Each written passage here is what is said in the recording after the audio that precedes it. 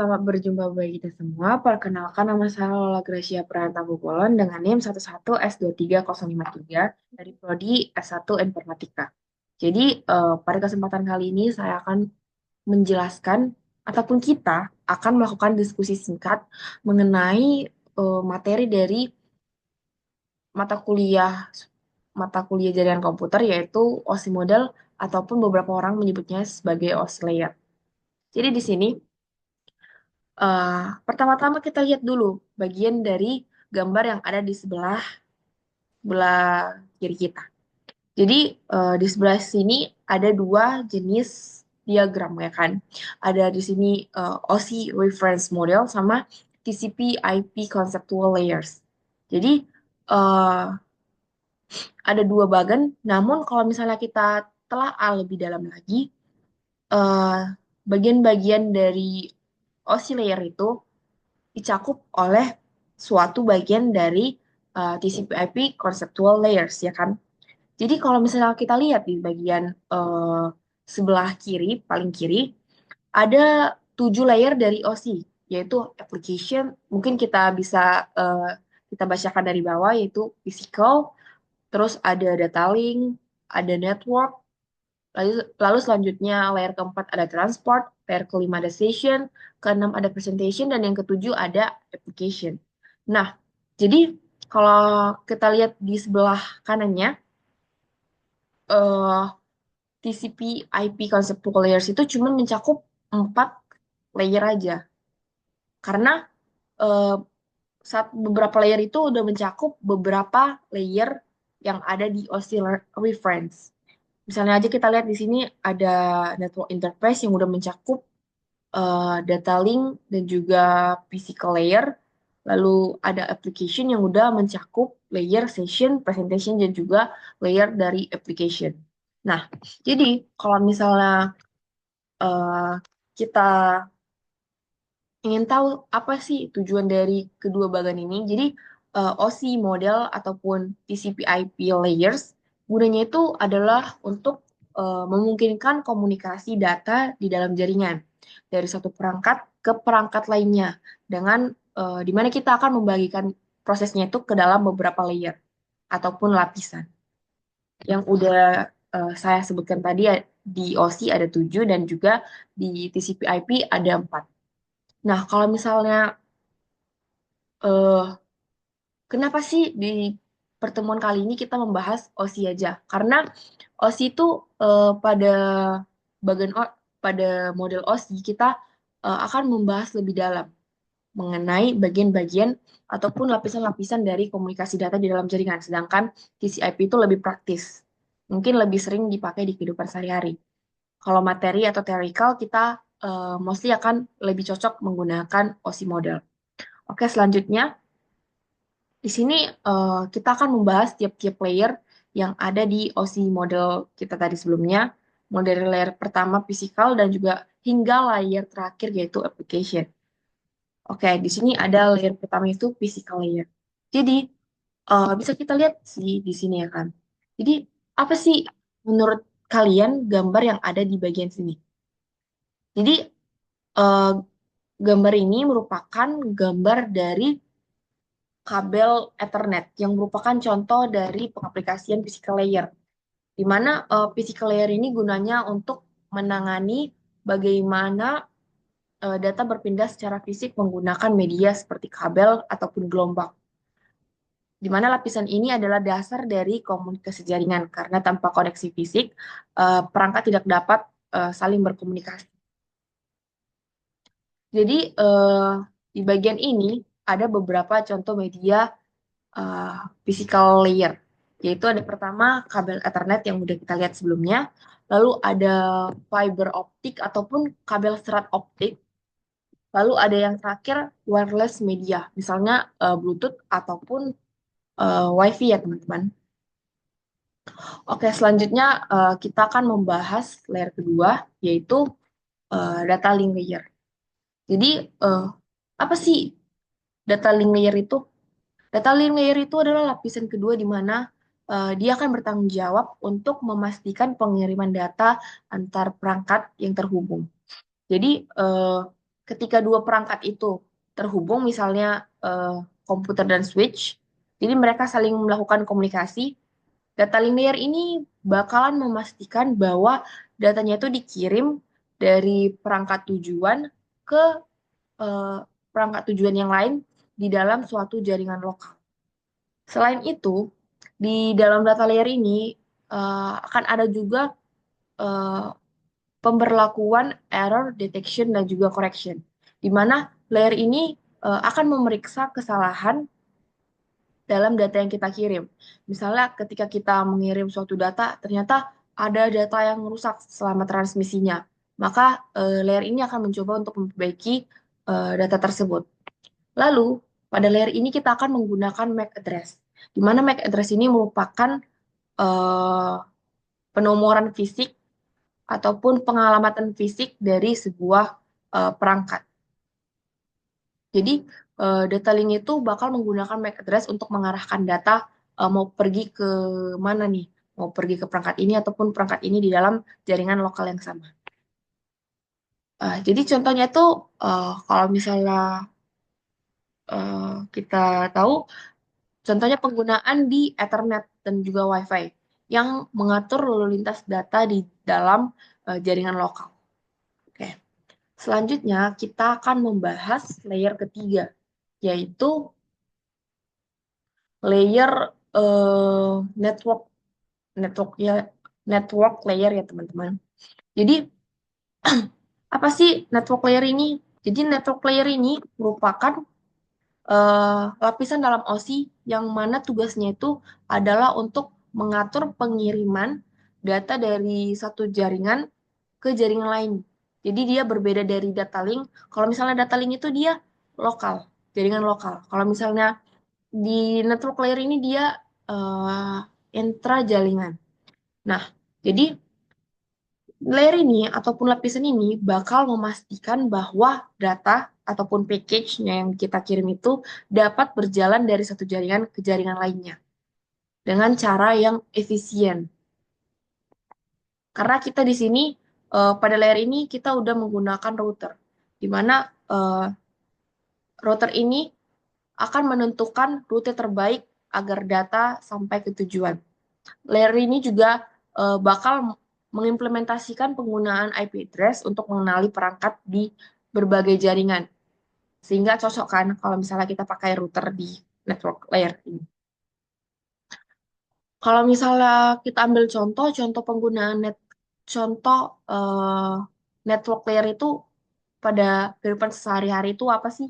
Jadi ketika kita mengakses sebuah situs web, ketika kita mengakses sebuah situs web, router pada networknya itu, network layernya itu bakal bertugas untuk membaca IP dari address kita itu, address tujuan kita, dan mengirimkan data ke sana.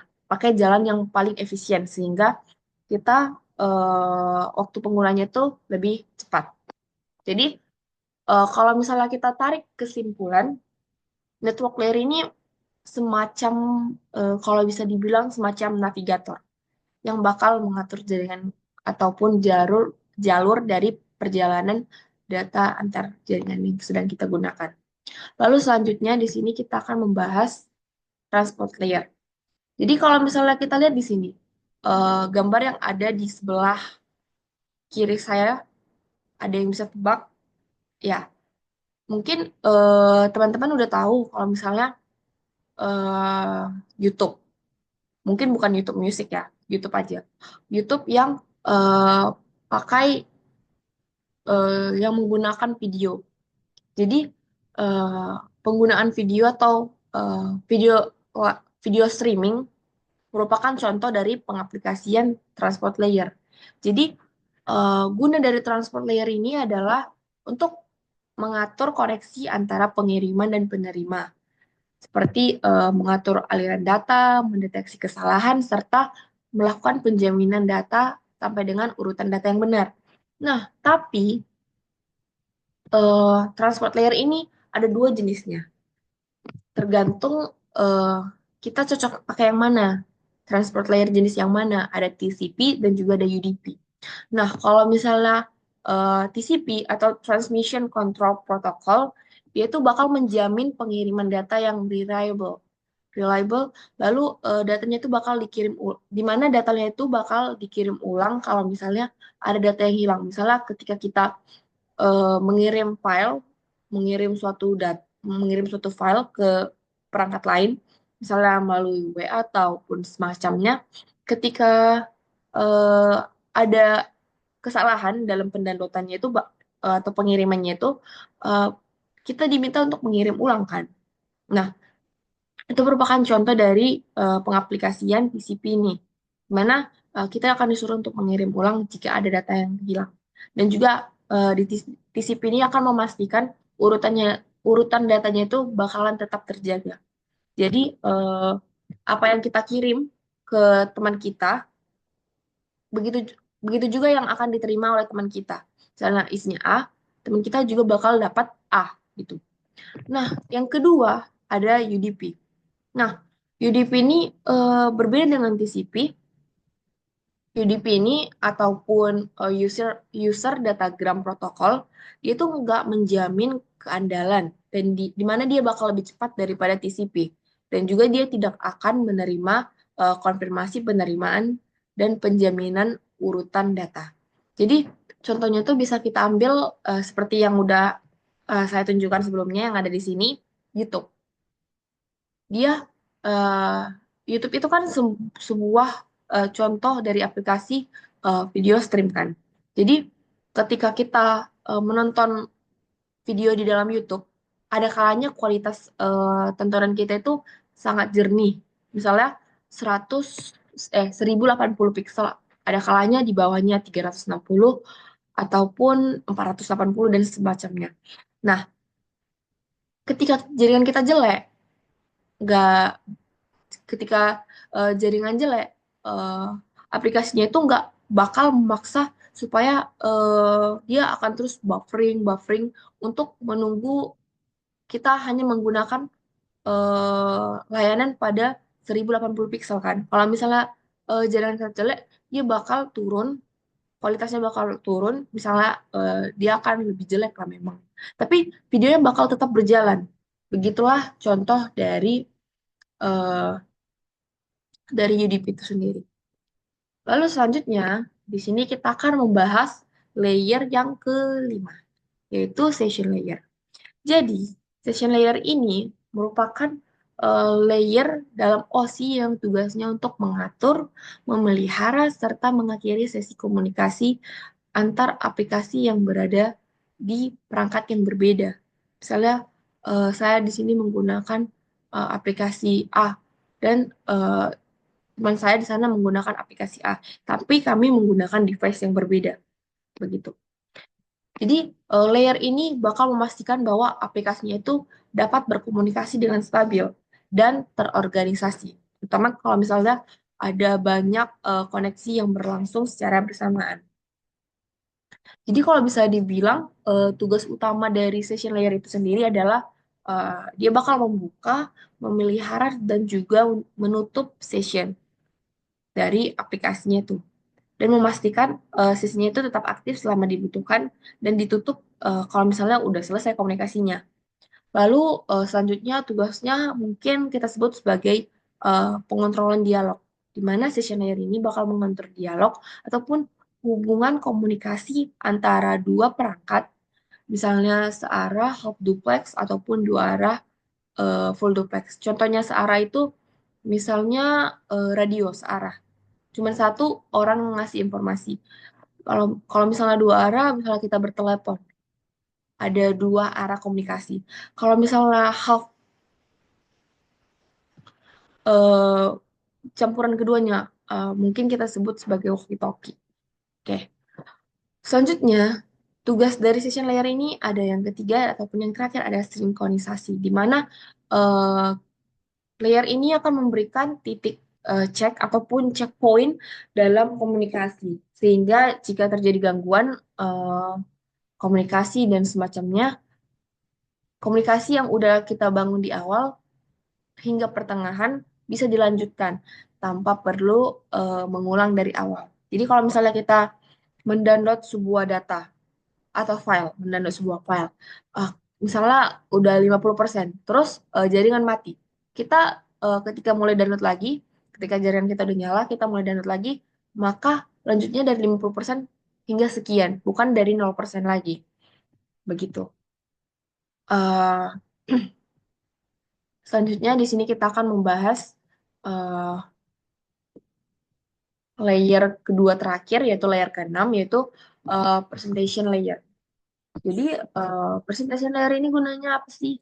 Presentation layer ini ibaratnya translator ataupun penerjemah, di mana dia akan menerjemahkan antara aplikasi dan juga jaringan, yang mana ataupun bisa kita kita sebutkan dia bakal memastikan data yang dikirim oleh aplikasi bakalan dapat dimengerti oleh jaringan dan juga perangkat penerimanya, meskipun formatnya itu berbeda-beda ya.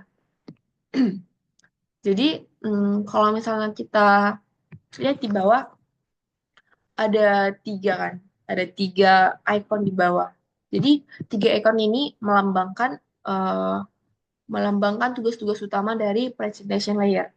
Jadi, icon pertama ada gembok, ada kunci. Jadi, ini menggambarkan enkripsi data, di mana presentation layer ini bakal melindungi data dengan enkripsi, sehingga hanya penerima yang sah yang dapat membaca data tersebut. Contohnya itu ada penggunaan protokol SSL ataupun TLS untuk komunikasi yang aman. Lalu di sini selanjutnya ada penerjemah data.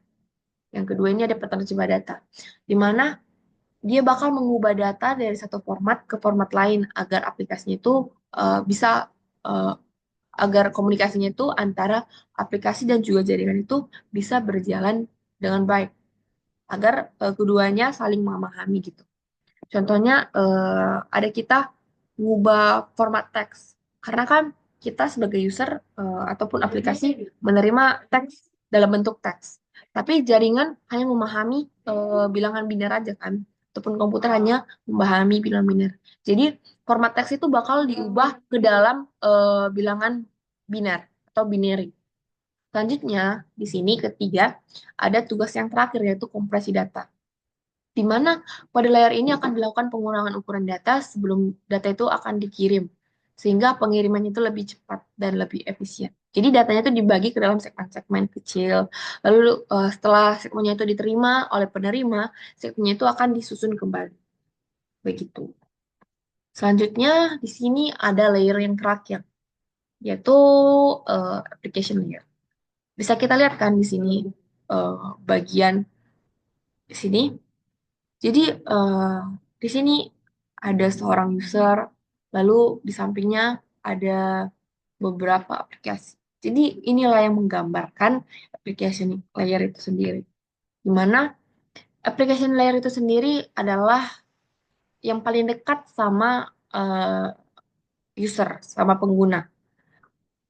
Di mana application layer tugasnya untuk mengelola layanan aplikasi. Misalnya ada browser, bisa kita lihat di sini ada Chrome, ada Mozilla, lalu ada email, lalu ada aplikasi chat, misalnya ada Discord, lalu ada Skype, dan lain sebagainya. Jadi, layer inilah gunanya untuk mengatur protokol yang memungkinkan kita, memungkinkan aplikasi berjalan dengan baik, di mana dia akan mengatur interaksi dari pengguna, yang memungkinkan pengguna itu berinteraksi langsung sama browser. Datanya, contohnya tuh ketika pengguna memasukkan data ke dalam aplikasi, lalu datanya itu akan diubah menjadi format yang dapat diproses oleh lapisan yang ada di bawahnya.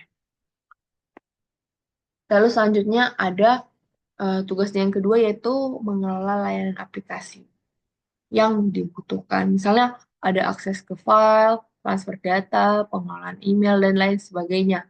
Lalu yang terakhir ada penggunaan dari protokol aplikasi agar aplikasinya itu dapat bertukar data ataupun melakukan komunikasi dengan jaringan. Misalnya aja di sini saya akan menyebutkan beberapa contoh ya, beberapa contoh protokol dari yang umum atau lazim digunakan di application layer. Misalnya ada HTTP atau HTTPS yang gunanya untuk mengakses halaman web yang umumnya digunakan di browser. Lalu ada FTP yang gunanya untuk mengunggah ataupun mengunduh file dari server. Lalu yang terakhir ada SMTP yang gunanya untuk mengirim email dari klien ke server email. Oke, mungkin sekian dari saya mengenai eh, diskusi kita pada OSI layer ataupun OSI model. Semoga apa yang udah kita bahas pada saat ini, pada saat-saat sebelumnya, bisa berguna bagi Anda sekalian. Sekian dan terima kasih.